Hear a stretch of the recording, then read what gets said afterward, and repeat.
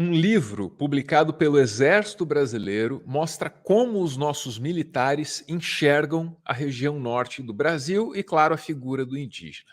Nesse texto, nesse livro, os militares eles chegam a dizer que os Yanomami nunca existiram. Não, eles foram inventados pelas ONGs estrangeiras que estão aí para roubar a Amazônia do Brasil.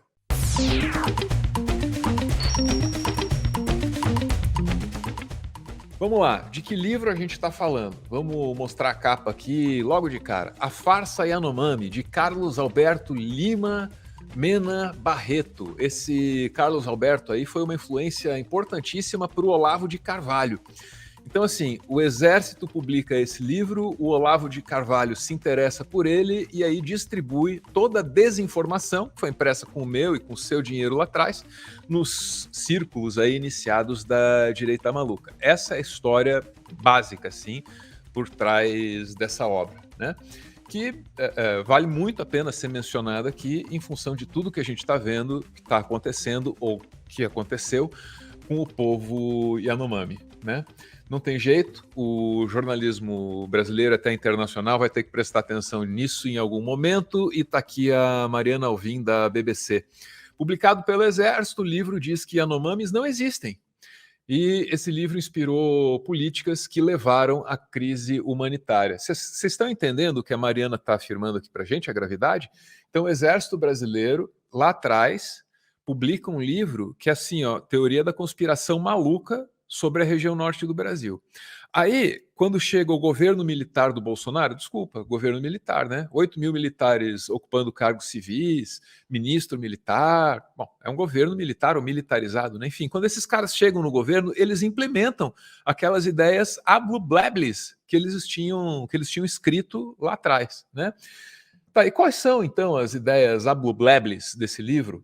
Para além dos Yanomami não existem, né? Olha só. Então, em meio à grave crise humanitária que atinge os indígenas, textos com teorias conspiratórias sobre esse povo voltaram a ser lidos em blogs e compartilhados nas redes sociais. Vocês estão entendendo com isso? Vocês estão entendendo? O livro, que foi escrito lá atrás, ó, em 1995, ele já tinha bombado aí nas redes bolsonaristas quando o Olavo de Carvalho estava vivo, né? Agora, com essa tragédia Yanomami, o pessoal está citando esse livro para dizer que os Yanomami não existem e que, portanto, a tragédia Yanomami, que é tão noticiada aí no Jornal Nacional e em qualquer outro lugar, isso não existe, portanto, sacou? Então é daí que os caras estão tirando esse tipo de desinformação. Eu marquei ali, ó, um povo identificado como Yanomami não existia antes que a fotógrafa Cláudia Andujar e organizações internacionais com interesses na Amazônia o inventassem para, com isso, se beneficiarem da demarcação da terra indígena. O Exército publicou 3 mil exemplares dessa desgraceira aí. 3 mil exemplares dessa desgraceira. É mole? Pois é.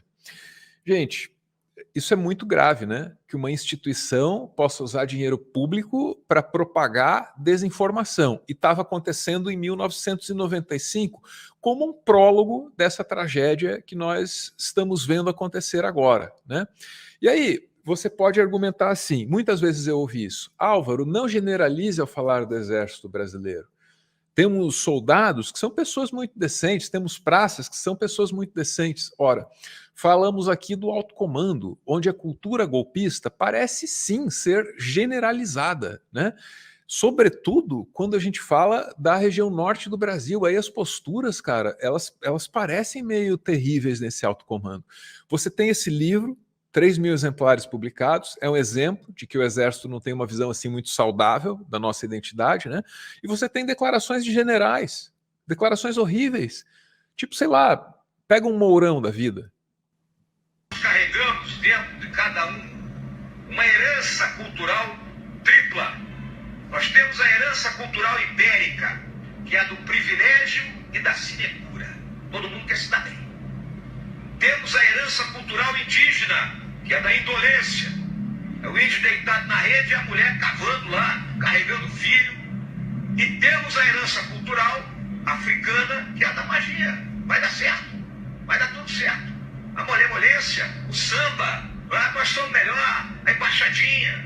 Nós temos que romper esse ciclo. Então, estou mostrando aí para você. O alto comando permitiu a publicação daquele livro, que diz que Yanomamis não existem e que, portanto, entrar na terra deles acho que tudo bem, né? É uma extensão desse raciocínio. Aí você tem generais que dão declarações como essa aí do Hamilton Mourão, né? O povo indígena trouxe para o sangue brasileiro. Ah, tenho até vergonha de falar isso. Enfim, você ouviu o que ele disse, né? E aí você poderia pensar, tá, isso aí não prova nada, são casos isolados, uma coisa não tem nada a ver com a outra. Pô, sei lá, cara. Tá ligado o general Heleno, esse que pegou o GSI, é o que mais odeia o Lula, tem um ódio visceral assim do PT? Esse general, cara, lá atrás, quando o Lula era presidente, em 2008, reclamou da demarcação de terras indígenas. E ele era o comandante do exército para a região norte do Brasil. A partir disso, bicho, o Lula se organizou, articulou e o restante do exército teve que condenar a fala do Heleno, porque senão não ia sair um aumento. O Lula jogou com isso, usou isso aí como carta, como trunfo, né? E dizem que o Heleno acabou se tornando, assim, o único general punido na história do Brasil por ter desautorizado um presidente.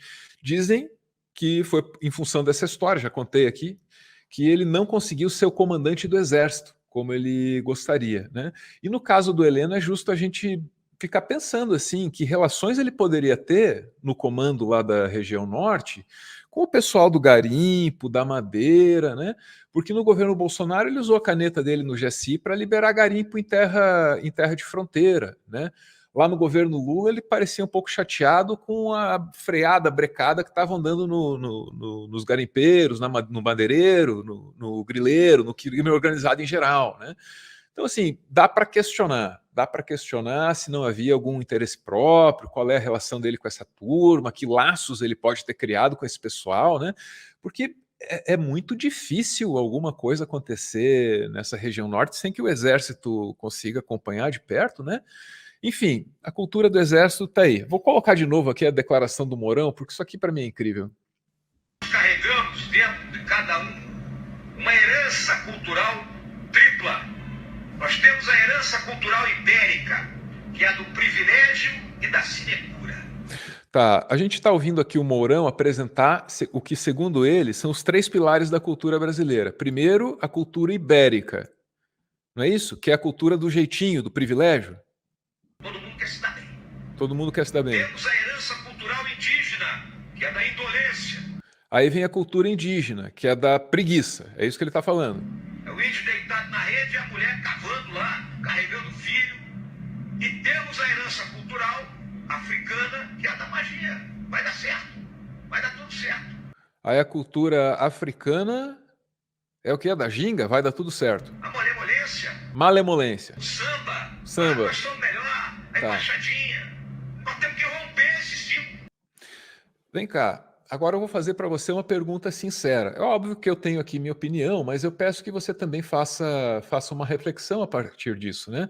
Você ouviu ali um dos mais importantes generais das últimas décadas no Brasil dizendo que a nossa cultura é formada pelo jeitinho da Península Ibérica, pela preguiça do indígena e pela malemolência do negro. Não parece para você que esse general odeia o país?